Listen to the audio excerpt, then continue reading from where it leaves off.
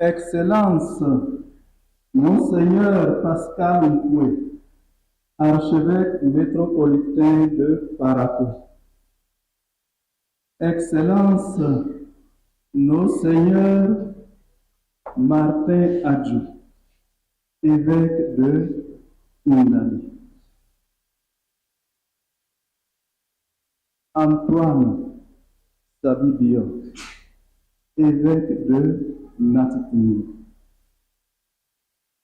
Bernard de Clairvaux-Toh, évêque de Djougou. Clé Feliho, évêque de Kennedy, qui est avec nous en pensée. Hier, c'est lui qui a dit la première de la série des messes que nous célébrons pour notre cher Père. Très chers membres des familles biologiques de notre cher et regretté Père Léonard, révérends Père et chers confrères dans le sacerdoce ministériel, révérends frères et révérentes sœurs de la vie consacrée, chers frères et sœurs en Christ, chers frères et sœurs en humanité, nous sommes réunis aujourd'hui pour célébrer une Eucharistie, une action de grâce pour la vie du Père Léonard Goragui, un homme de foi, un prêtre dévoué et un missionnaire passionné sur sa propre terre. Avec gratitude, je vous remercie de votre présence et je remercie particulièrement Monseigneur Pascal Nkwe, archevêque métropolitain de Parakou, pour son soutien et son autorisation de prononcer cette homélie. Je vous inviterai avant tout à prier vraiment ensemble autour du corps de notre cher Père. Que Jésus, doux et humble de cœur, écoute nos prières et concède miséricordieusement à notre cher Père l'entrée dans la plénitude de la vie. La divine providence a disposé que ces obsèques se déroulent au cœur du mois du rosaire, en cette semaine des Messies et en ce jour de Saint-Luc. Je me souviens encore de la façon dont le Père Léonard m'a appris à dire le rosaire et m'a offert mon premier chapelet lors de ma première visite chez lui au centre catéchétique de Gorgounou en 1980. Il me disait alors qu'un chrétien doit savoir réciter le chapelet chaque jour. C'est une vérité. Essayez et vous verrez comment votre vie changera en bien. Grâce au chapelet quotidien, nous pouvons devenir des saints, comme Saint Luc que nous fêtons aujourd'hui. À propos des saints, un primat des Belges, le cardinal Léon-Joseph Suénès, a affirmé avec justesse qu'il n'y a pas d'autre différence entre l'Évangile et la vie des saints qu'entre une musique écrite et une musique chantée. C'est une belle métaphore qui fait comprendre que c'est à travers la vie des saints que nous voyons la splendeur de l'Évangile. Saint Luc, évangéliste, que l'Église nous propose aujourd'hui, 18 octobre, est un fidèle compagnon de Saint Paul, auteur du 3e évangile et des Actes des Apôtres. C'était un médecin. Il est connu pour son insistance sur la miséricorde de Dieu et sur l'action du Saint-Esprit dans la vie de l'Église. C'est en effet le Saint-Esprit qui anime l'Église depuis son commencement et lui donne d'engendrer continuellement des figures de sainteté, si proches et si familières parfois que nous risquons de ne pas les remarquer. C'est toujours le même Esprit Saint qui appelle, sanctifie, consacre et envoie des ouvriers pour travailler dans la vigne du Seigneur. Ne cessons donc pas de l'invoquer pour qu'il envoie encore plus d'ouvriers pour sa moisson, surtout en cette terre aimée du Baroutoum, où la moisson est vraiment abondante et les ouvriers très peu nombreux. Tant qu'il y aura dans notre diocèse un enfant, une femme ou un homme qui ne connaissent pas encore Jésus, nous devons continuer à pratiquer notre belle devise. Avec Jésus et sa Sainte Mère, nous tous missionnaires. Je saisis alors cette occasion pour saluer et remercier tous ceux qui œuvrent pour l'annonce de l'Évangile sur cette terre du Bordeaux.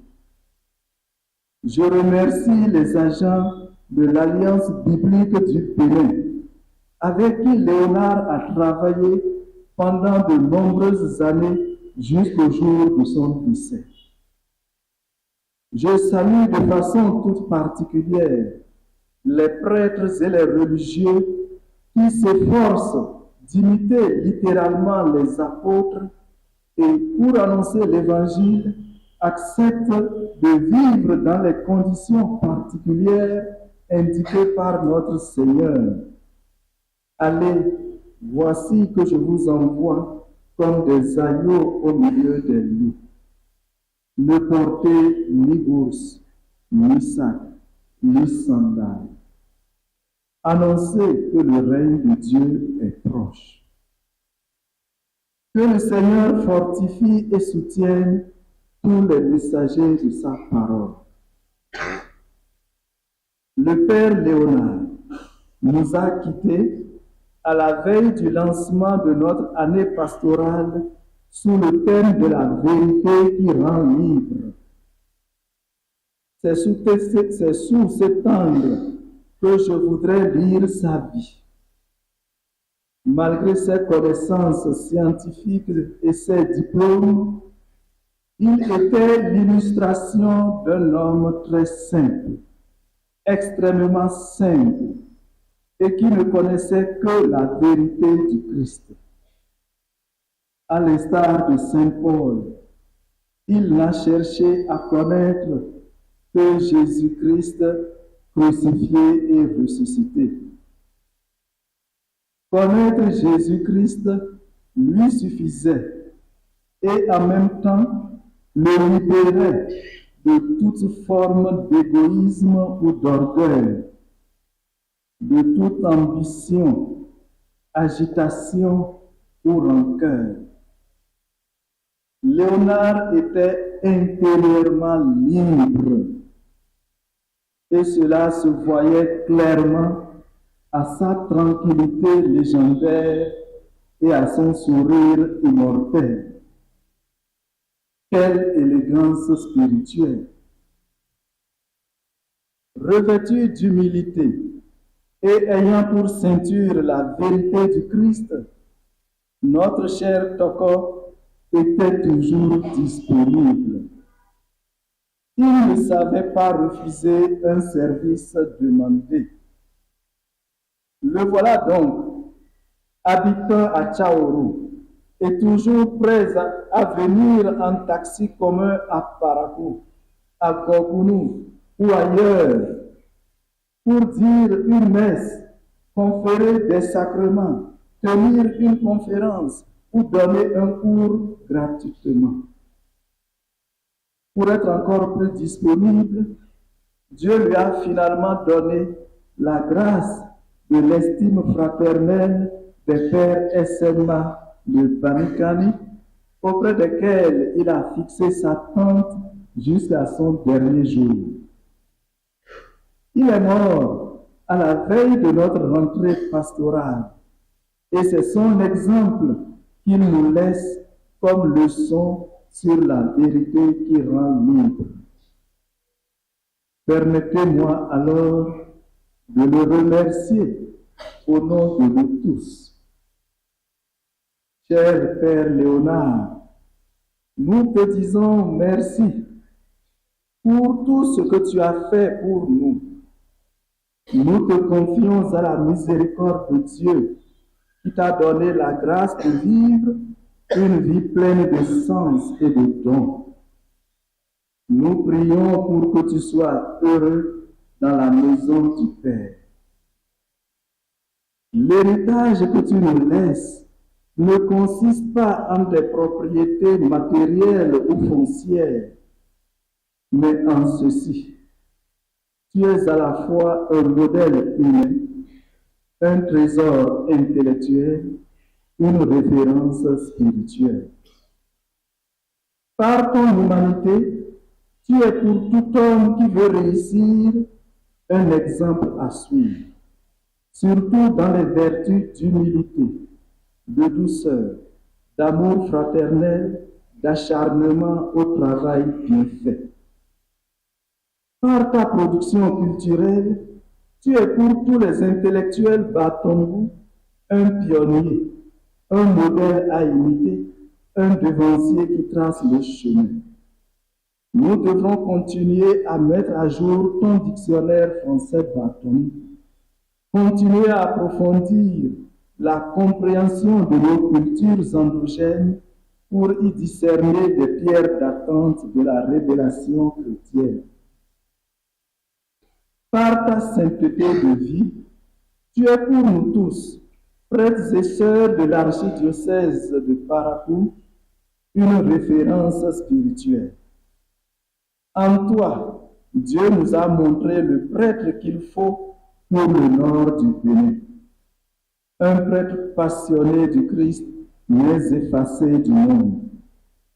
Un homme de foi solide et sans autre ambition que de se conformer au souverain prêtre Jésus-Christ. Nous admirons et voulons imiter ton obéissance sans faille, ta chasteté indubitable et ta pauvreté éloquente. Tu es pour nous un encouragement dans la fidélité à la liturgie des heures et à la messe quotidienne. Ton rapport à la parole de Dieu n'a pas été seulement fait de lecture, mais aussi de méditation, de traduction et de pratique. Tu as vécu chaque instant sous la grâce de Dieu. Tu as combattu le bon combat. Tu as achevé ta course. Tu as gardé la foi.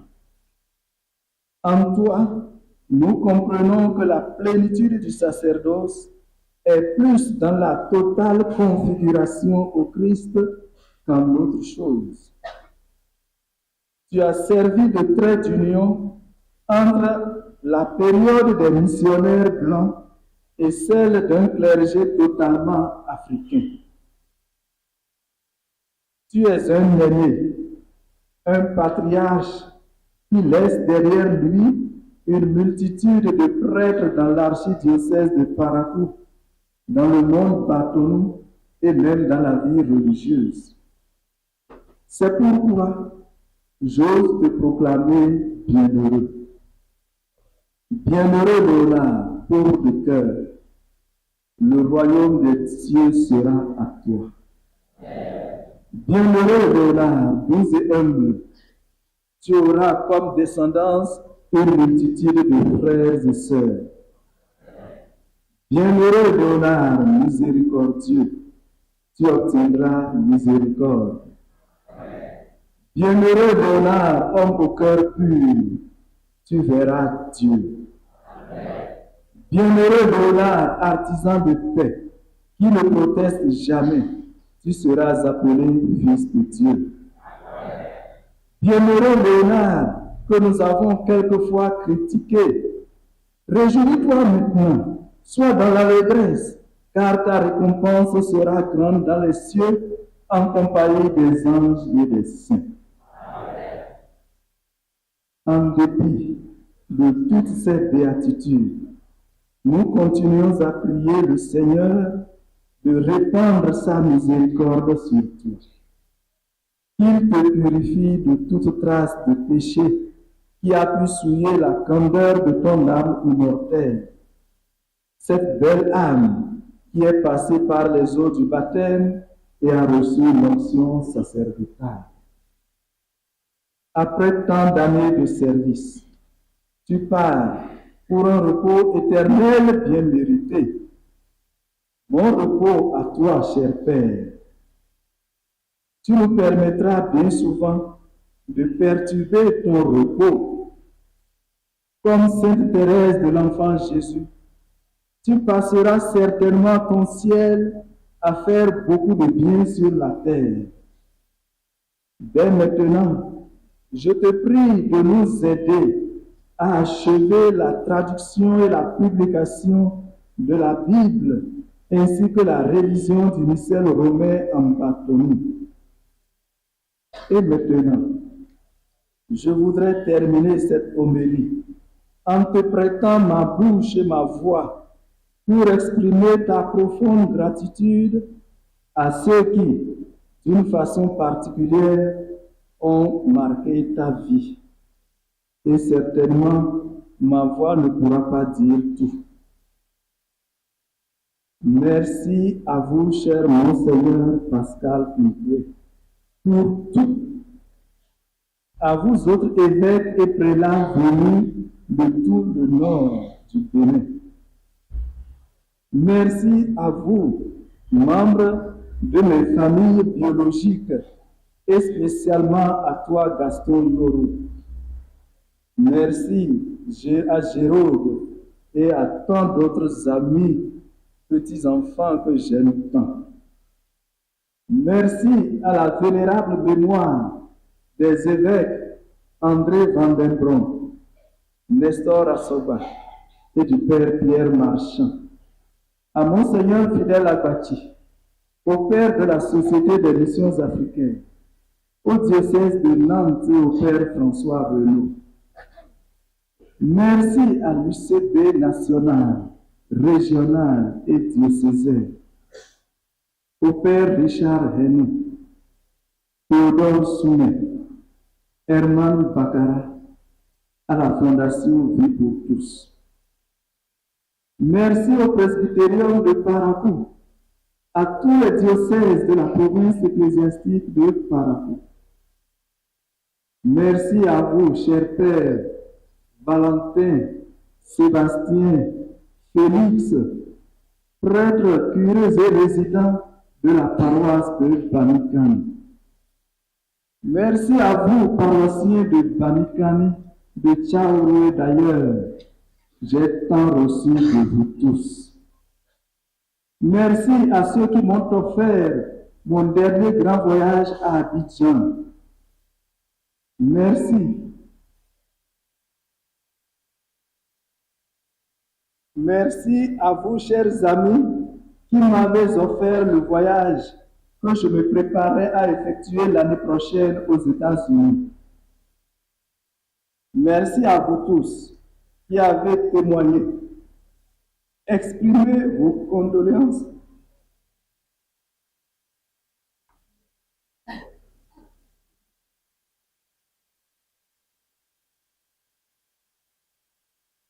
Et à vous tous qui êtes venus. Je vous remercie tous pour votre présence et votre soutien dans ma vie.